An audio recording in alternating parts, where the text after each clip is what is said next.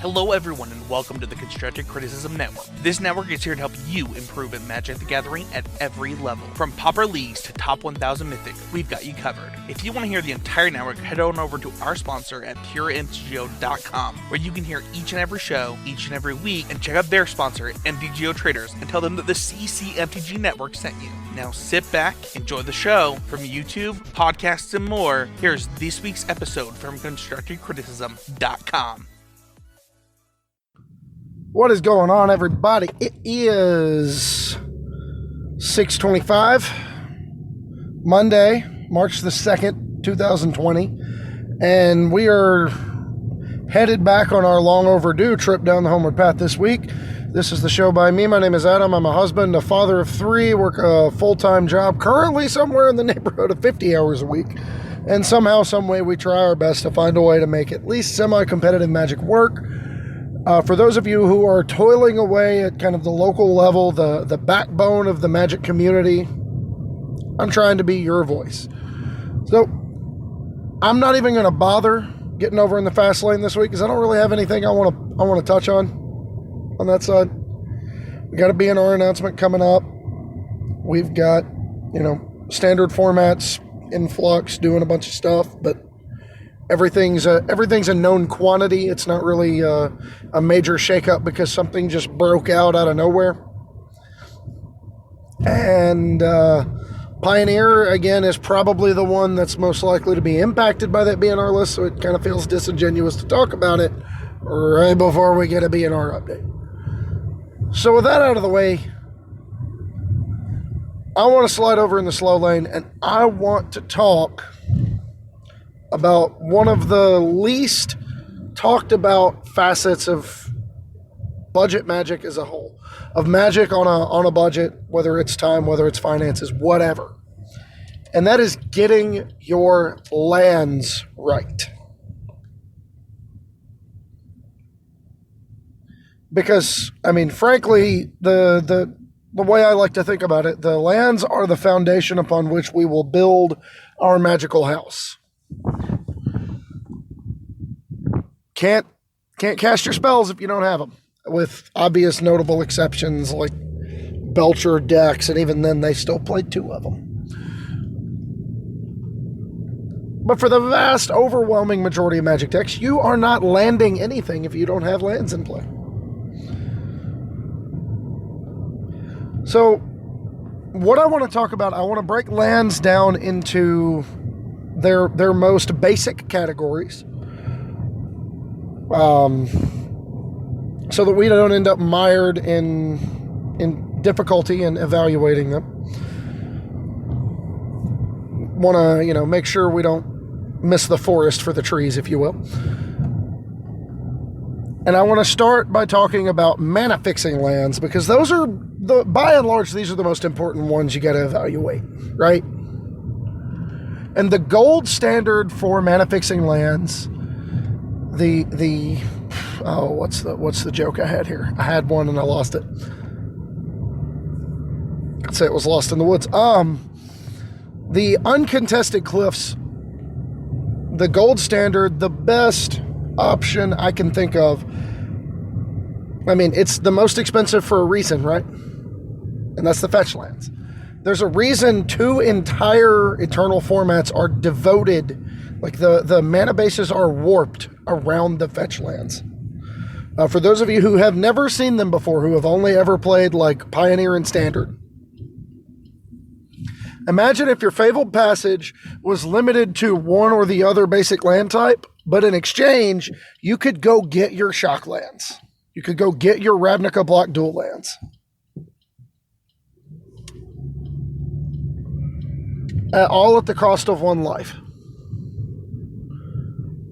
And oh, by the way, it's always untapped if you need it to be. That's what fetch lands do. But their impact on mana-based building goes beyond just the ability to fix your colors. It also adds an element of deck thinning. You can get by with playing a couple of extra lands because your fetches will maybe help mitigate your flooding. To say nothing of the absurd number of synergies that go along with fetches. Landfall notwithstanding, that joke just kind of lands on deaf ears anyway. But landfall being what it is obvious. But even synergy with cards like Knight of the Reliquary, cards like Crucible of Worlds, cards like Ramming Up Excavator, whatever the case may be, fetch lands are the ruler of the roost when it comes to the best color fixing lands, because they fix your colors, they shuffle your library, if you can utilize the shuffle effect to a profitable manner. Brainstorm plus fetch lands is literally the foundation of every blue deck in Legacy. The ability to brainstorm, draw 3, put 2 back, crack fetch, shuffle them away, so that my brainstorm is literally just a draw 3. Every time. It was the foundation of, why the blue control decks were good in Standard when Jace the Mind Sculptor was in Standard. Is Jace, 0, draw 3, put 2 back, crack fetch, shuffle it away. And lost in the shuffle sometimes is just how effective these cards are bang for buck wise. Every fetch land you add to your deck makes it better when we're talking about Modern and Legacy. And you could argue Commander, although I have a little bit of a philosophy regarding Commander that we'll kind of get around to in a minute. But fetch lands are the gold standard. They are the peak. They are the top of the mountain, if you will. So, moving from fetch lands, what's the next best option? And the next best option are the lands that are that are basic land typed. In particular, the original dual lands, which I'm not going to go too far into. I mean, they are literally just dual lands. No drawback, no gimmicks. They just do both things and count as both things, so you can go get them with fetch lands.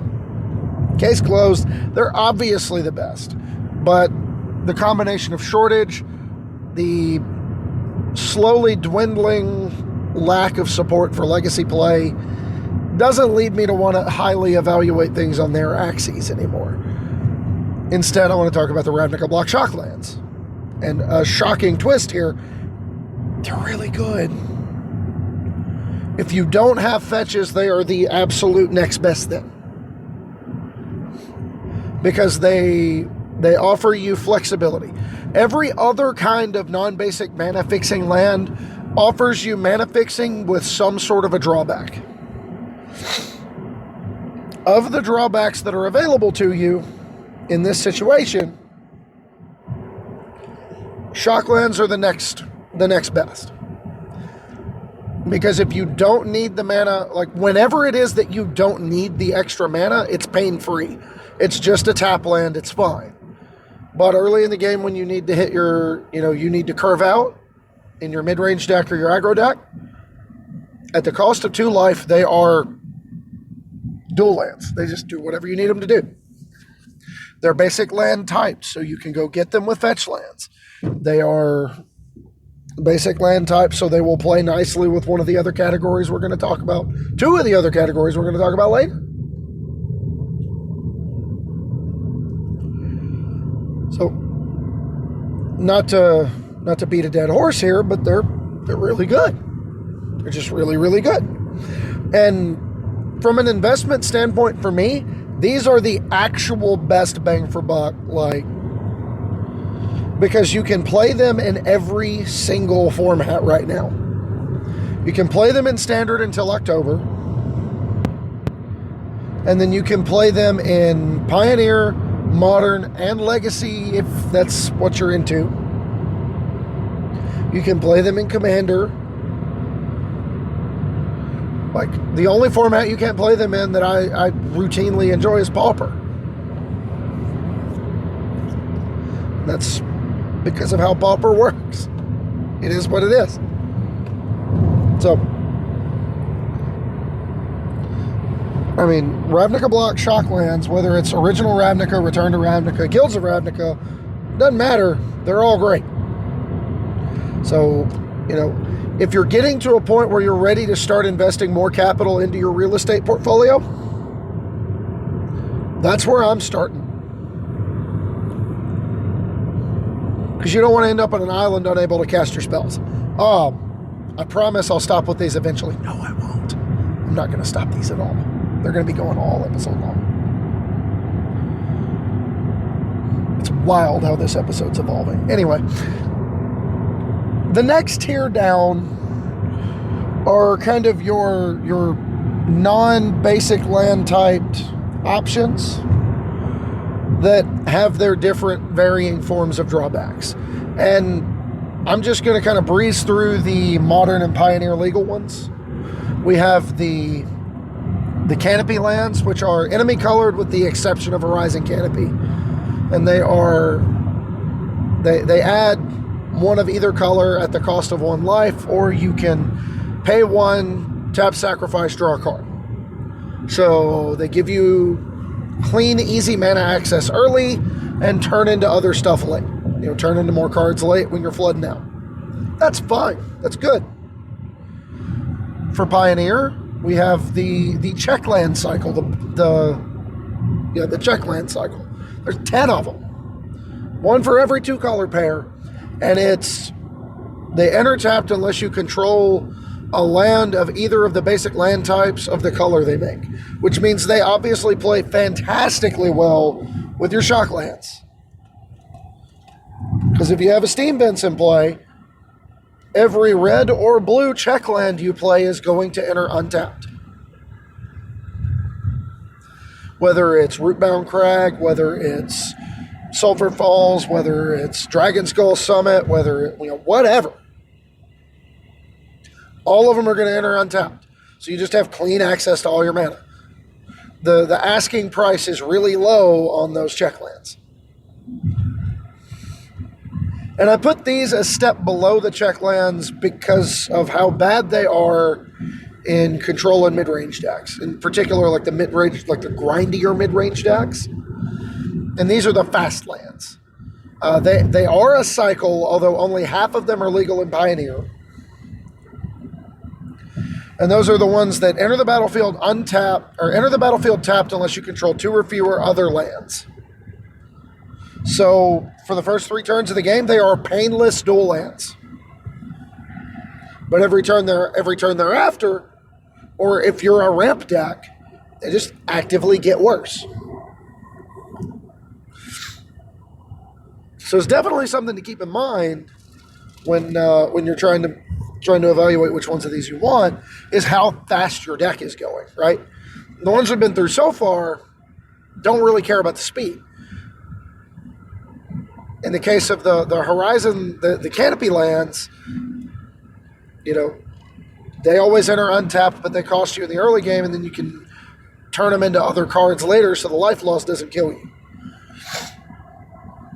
Your shock lands are tapped when you need them, untapped when you don't, or tapped when you don't need them, untapped when you do. Your fetch lands are just always great. Your original dual lands are just always great. Your rootbound, your check lands are fine. They're never going to be untapped on turn 1, but on balance, they are typically untapped from turn 2 on. So that's fine. And then you have the rest of the bunch. And the pain lands are another one. It's a cycle of 10, but we only have 5 of them in Pioneer, the enemy color. Are we sensing a theme here? The trick with the pain lands is finding ways to use the fact that you're playing them. I.e., if you're playing Yavimaya Coast in your blue-green Stompy deck, it's probably not an awful idea to go ahead and start looking at some Eldrazi cards. It's possible to build around the synergy of dealing yourself damage. A buddy of mine once upon a time built a standard deck and played it until he was just not allowed to anymore with Pain Lands and Tamanoa. Tamanoa being a creature that says whenever a non-creature source you control deals damage, you gain that much life. That not only turns your pain lands into painless duels because you gain the life back, but it also created some synergy within what his deck was doing. He was playing Tamanoa with Searing Meditation, and Searing Meditation says whenever you gain life, you can pay 2 colorless mana to deal 2 damage to any target, which in turn will trigger the Tamanoa to gain 2 life, at which point will trigger the Searing Meditation to potentially pay 2 generic to deal 2 damage, and you just have this like machine gun engine. And it was largely made possible by the fact that he was playing paid lands within this shell, because he could create a life gain event with no other cards. All he needed in play were lands, Tamanoa, and Searing Meditation, and he could start machine gunning your board to pieces, gain a bunch of life, and then start pointing them at your head. There's literally not another class of land outside of maybe the monocolored deserts that gives you that kind of synergy within that package. To say nothing of their obvious synergy with stuff like Death Shadow or, any other down the line card that gives you benefits for dealing damage to yourself. Maybe it's whenever you're dealt damage, you have an enchantment in play or something that says whenever you're dealt damage, each opponent takes that much. Whenever you're dealt damage, deal that much damage to something else. You can play them in conjunction with Pariah or Pariah's Shield and Commander, so that your damage is actually just going to your enchanted or equipped creature. There's ways to get around them that are unique, but even if you're not playing those, there's still reasonable choices, especially if you don't have anything better. They're among the very best dual lands in Pioneer because they're available and because they have some synergy with some of the things that are going on.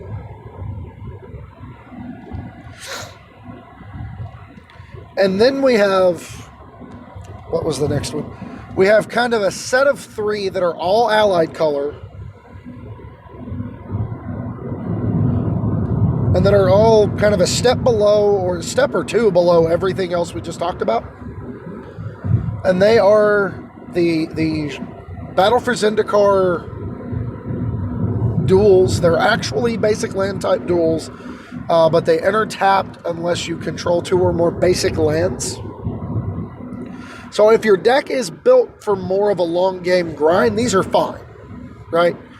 Because, you can play some of them in addition to some of the shock lands you're already playing, and that hedges your count for your check lands coming in untapped if you have room for that sort of thing. Especially if you're playing just a 2-color deck that gives you more. It gives you more of an ability to be very color intensive. Cinderglade's not great, but it still on turn 1 gives you an untapped Rootbound Crag on turn 2, so you can play whatever in the world you want to on turn 2 in your 2 colors, right? So if casting a creature on turn 1 is not what you're doing in your base red-green deck, Cinderglade's fine. It's not great, it's fine. And then you look at the next set, and it's the Amonkhet. We call them bicycle lands because they're cycling dual lands, which is to say they always enter tapped. They never ever enter untapped. But they're basic land type, so they're fetchable. They work with the Rootbound Crag cycle, and you can pay 2 mana to discard them from your hand to draw a fresh card. Which is obviously nuts if you're built around cycling and discarding, but even as just your 9th and 10th duel in an allied color. Let's say we're looking at playing Red, Black, Chain Whirler, and Pioneer. I can defend 2 Canyon Sloughs in that deck. Your 1-drops are not plentiful, nor are they particularly, the 1-drops are not the reason your deck is good or bad. So having access to something, if your deck is going to be playing a high land count and not a lot of ways to mitigate flooding or give you something to do when you flood out, these are lands I can justify playing. If you got to play 25 and you're really uncomfortable with playing those last two basics, you can probably get away with playing a couple of bicycle duels. And then the last cycle in this tier are your the Shadows over Innistrad lands, the Shadow lands. And they enter tapped unless you reveal a land of either basic land type from your hand. So they are much more likely to be untapped early in the game, but in exchange, they are much more likely to be tapped later, as you just naturally don't have as many lands in your hand. And that is one of the caveats of them, and it makes them one of the most frustrating cycles of lands to use, because you really, if you're wanting them early and you want to make sure you've got access to a lot of color flexibility early, you want all of them. You want all four of them. But as the game goes on, they get worse. They just actively get worse. So these are kind of, the Shadowlands are kind of a use at your own risk. I played many a Port Town when I was playing blue, white, red control in Standard. When we had, it was Battle for Zendikar through Kaladesh was what was in Standard. Played plenty of that. I wasn't happy about it. The dream opening for me was like Port Town, Prairie Stream, Mountain, Island, and I was good to go, right? Because I'd be able to interact for a few turns. I'd be okay on keeping up on the board, and like after turn one, I could Port Town on one, basic Prairie Stream, and be ready to. And then inevitably you do that, and then you need to draw the fifth, and you draw the Port Town, and it enters tapped, and you can't cast or fumigate. You hate your life. You just couldn't manage to cast your spells on time. But that's kind of the end of the line for like reasonably playable all the time. And then we move the next tier down, which is your uncommon lands when it comes to your mana fixing. You have the tri-lands. There's the set of 5 from Shards of Alara, the set of 5 from Khans of Tarkir. They make 3 colors. They're fine. They're good. I would probably lump stuff like City of Brass and Mana Confluence and Reflecting Pool into this category, because while they are obviously rare and very expensive, you have to play them like all together, right? City of Brass and Mana Confluence are strictly just pain land. Like, they're better and worse pain lands because they're 5 color, but they always cost you life. And they don't have another ability on them so that you can mitigate that later. Whether it's the ability to tap for colorless of the original pain lands, or the ability to be sacrificed to draw cards on the canopy lands. And then Reflecting Pool is entirely dependent on what you're playing around it. But then diving deeper into these uncommon lands, you have your specialized tribal sort of lands, right? You have your Merfolk, Merfolk, what am I talking about? You have your 5 color tribal lands, your Cavernous Souls, your Sliver Hive, your Unclaimed Territory, Ancient Ziggurat. All of those fall into place, fall into line in this category. They are only as good as what you're using them for. They're the type of land that if you're wanting them specifically, they are fantastic for what you do. And if you're not, they might as well not exist. Like, you don't want them unless you want all of them, if that makes sense. Like, if you're building humans in Modern, you probably want all the Ancient Ziggurats and all the Unclaimed Territories, all the Cavernous Souls, because you're playing 5 colors and you want to do some cool stuff. But But if you're not playing humans in Modern, if you're playing Death Shadow, you don't want any of that. Not a bit. Just doesn't make sense. And then, of course, down below all of that, you have your always enters the battlefield tapped color fix lands that are uncommon. You have your vivid lands, which play nicely with reflecting pool. Not much else. You have your myriad of tap duels with various incentives to play them. Whether it's Swiftwater Cliffs to gain you life, guild gates for the gate synergies, or you like yourself a Shivan Oasis and Highland Lake just so that you can round out the last few land slots in your commander deck and be able to cast your spells on time. Or in the case of like the Swiftwater Cliff cycle, you can play them in Pauper. They're the best dual lands you have in Pauper. Sad but true. And then, obviously, you lump things like Terramorphic Expanse, Evolving Wilds into this category. They are, they're functionally just tap duels. For whatever colors you're playing, right? Yeah, there's some synergy to be exploited, again, with the sacrifice triggers and the landfall triggers, whatever. But, by and large, you're playing these because you're like me and you don't want to spend a lot of money, and you need to round out your mana base in your commander deck or your pauper deck or whatever.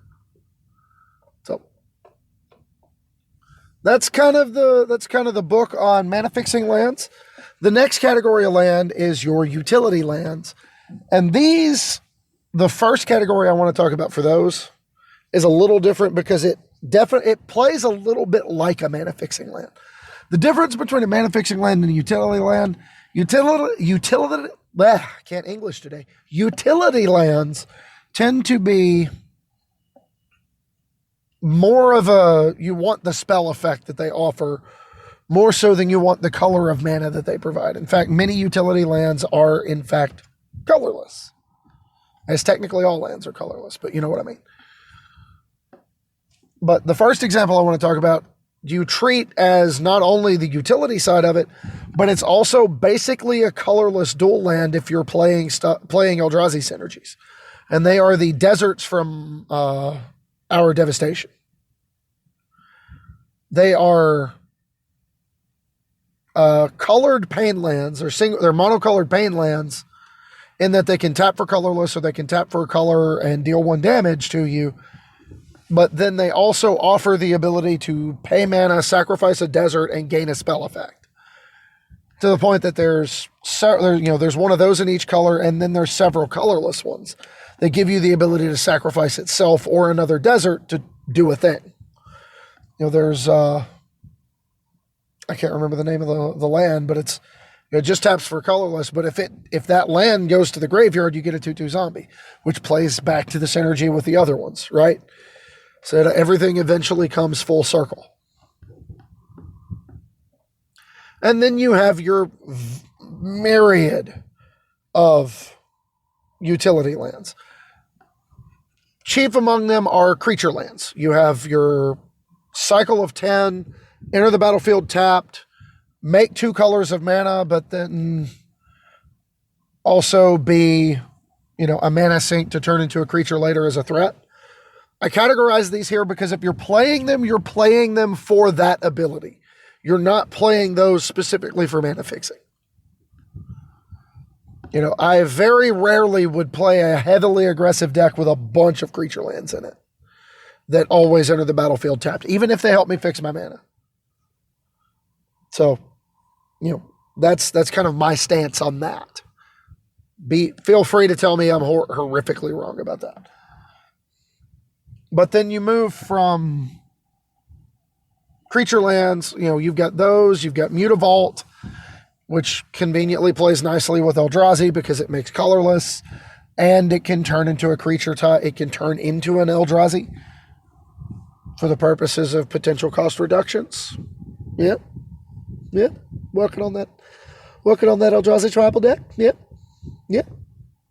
Seems like a good time. Yep. So, everybody kills you at the table. Yep. Yeah, well, good luck with that. Anyway.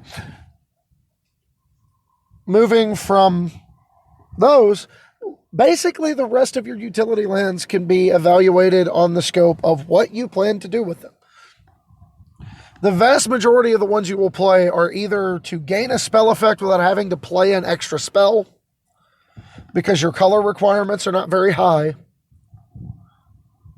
or it's a free splash with something like the castles, like Castle Embereth or Castle Vantress. Sometimes the ability to just have access to extra card effects on the table is useful.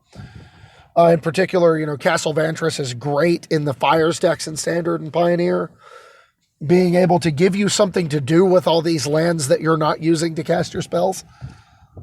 And make sure you're constantly drawing live. But then then you have the stuff like Desolate Lighthouse or the cycling lands.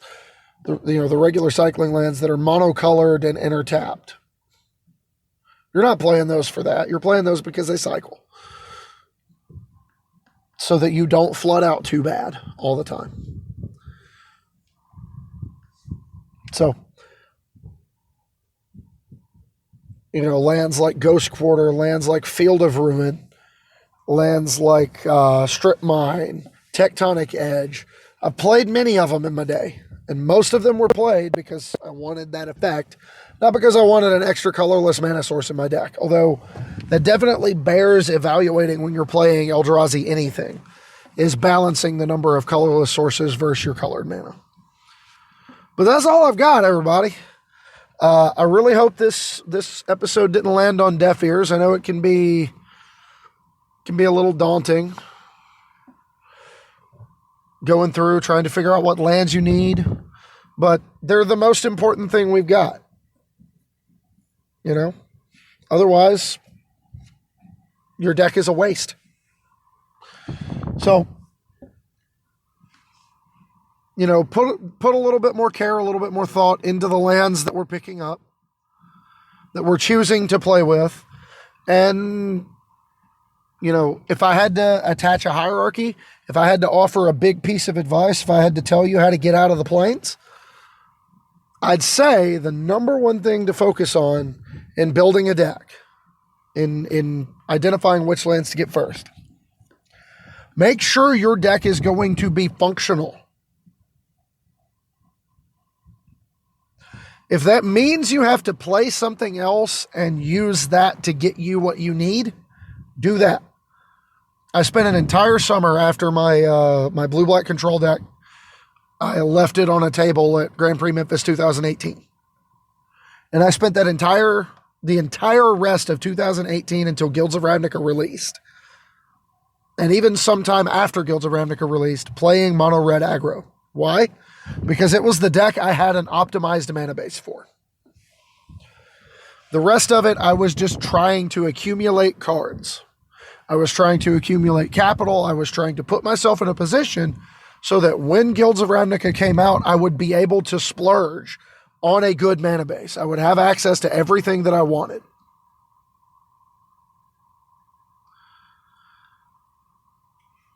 But in so doing, I learned how to play aggro better. I grew as a Magic player over that summer. It was a good time. Unless, we played against mono sweepers, removal, and life gain. Then it wasn't a very good time. But, it was mono red. Was it the best deck in the format? No, it was pretty close.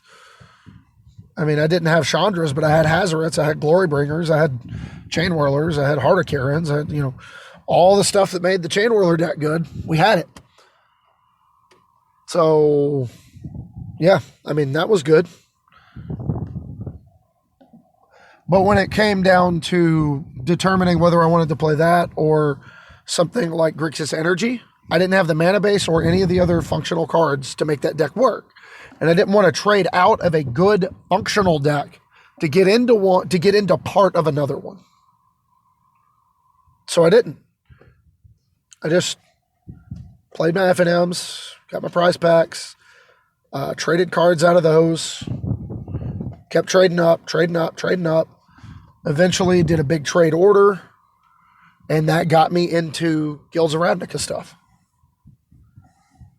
So, end of the day, that's really kind of the most important thing, right? Making sure make sure what you're playing is as close to optimal as it can be.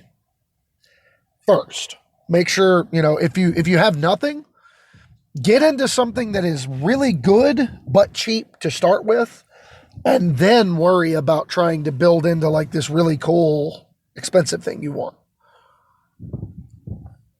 Pioneer is a dangerous format for somebody with a little bit of cash to burn, because it is really easy to spend a lot of money on Pioneer.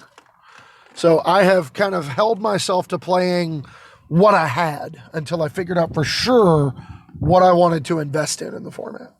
I played a lot of Is It Phoenix because I still had all that stuff left over from Standard.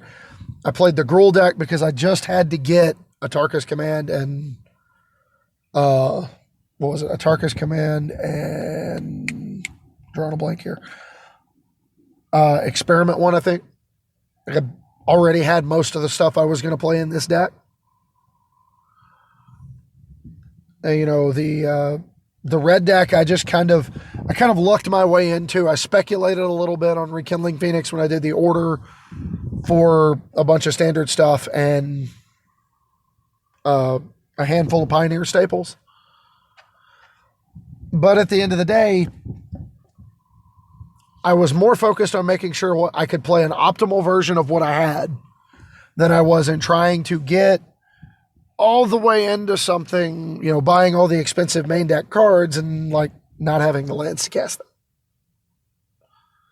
It would have been really easy for me to see the amount of store credit I've gotten over the past few months and say, well, I'm going to build blue-white control, but I still don't have Hallowed Fountains. I still don't have Teferi Time Raveler.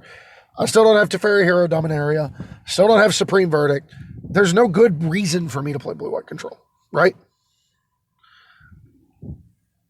So I just don't. I want to, but I don't, because I'm nowhere near having that deck optimized. And it begins with the lands. Can't cast your spells without your lands. Your lands are the most important part of what we're doing. So that's all I got for this week, everybody. I hope you enjoyed it. Remember, if you got questions, comments, concerns, head over to Twitter. I'm at HomewardPathMTG. On Facebook, my name is Adam Spain. We have a Facebook group for the show called the Homeward Pathfinders. We have a Discord for patrons of the show. And if you want to become a patron of the show, head over to patreon.com/HomewardPathMTG. This show and every major piece of content I put out is always going to be free. But if you like what we're doing enough to help me keep doing it, support my endeavors, so to speak, feel free, head over there, patreon.com/HomewardPathMTG, and we'll make sure it goes to good use. And obviously, don't forget to check out the fantastic content on the rest of the network at constructedcriticism.com. Just do it. Right? Just go do it. Common Knowledge is not gone, by the way. Common Knowledge is going to be returning with new hosts. Mason is doing wonderful things as the host of Constructed Criticism, and Spencer's really starting to hit his stride with Mythic Cast as well. So head over to constructedcriticism.com, check it out. While you're perusing the internet, head over to our sponsor at puremtgo.com. They are one of the biggest collections of just quality Magic content I've seen. So it's well worth your time. Just do it. Just go. And now it's time for my favorite part of the show. It is time for #MTG Dad Jokes. What do we got here? I did that one already. Did I do that one already?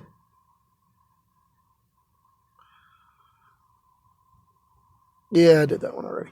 So, first one is from the other day. I was unbelievably proud. MTG Nerd Girl on Twitter did a giveaway special. Said, I want to do something fun for the community today. I have MTG Arena codes for 1,000 gems, pre-release packs, pre-cons, 25 codes in total. Leave me your best dad joke. Comment and follow for a chance to win. Winners will be chosen at the end of the day. Oh my heavens, y'all. This is fantastic. We have from Bearded MTG, says, wife, we need a new vacuum. Ours is old and it sucks. Is that what a vacuum's supposed to do? I dug out an oldie but a goodie. I said, why is John Avon not very good at Magic? Because he only draws lands. This is when one door closes, another always opens. Other than that, it's a really nice card. It says, I'll make it MTG related too. What happened to the person who spilled hot sauce down their shirt? They got ember cleavage. I don't know if I want anything to do with that because we tend to die when Embercleave is involved. What do we got here? It says, I tell dad jokes, but I don't have any kids. I'm a faux pas.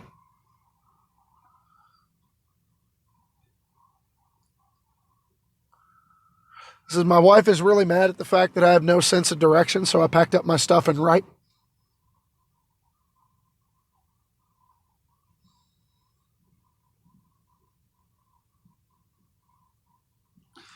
To whoever stole my copy of Microsoft Office, I will find you. You have my word. I could go on with that one, that thread for the rest of the day, but I won't do that to you. But we also have, earlier today, Spencer found a thing on a Facebook group. It says, why are people trying to bring Lucky Clover decks into best of 3? It'll never work. I said, I actually have a fair amount of luck with them. Like I've got some lucky object at my disposal or something. That's wild.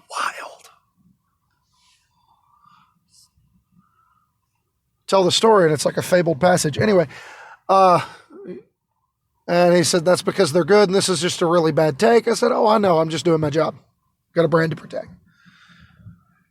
And then last but not least, it's on a thread from Zenaid Beckham, who said, losing followers from dumb MTG puns, I guess they don't appreciate fabulous.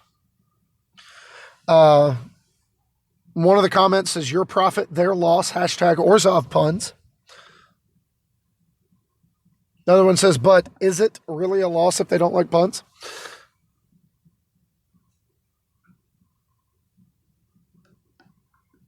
What do we got here? Where'd that one go? And then a retweet by at MTG Deck Check says, what do you call a one-eyed grizzly who steals on Phyrexia? I don't know. You're going to have to get back to me with a punchline on that one. I thought you already had it up here. I'm sorry. Anyway, that's all I got for everybody today. I hope you enjoyed the show. We will be back on schedule next week, I promise. This one I recorded on Friday on my way home from work, and it had been a particularly grueling week. We had one of the worst weeks we've had in a long time between work and home life, and I just was not feeling it. But I slogged my way through it anyway, and it came out just kind of bland, kind of flat, kind of monotone. And I didn't want to do that to y'all. I wanted to make sure I put out something that would be fun, enjoyable, and really try to, get my, I really wanted to stick the landing on my puns. So I hope you enjoyed it. Let me know what you want to hear about next week, and I will catch you then. Take it easy.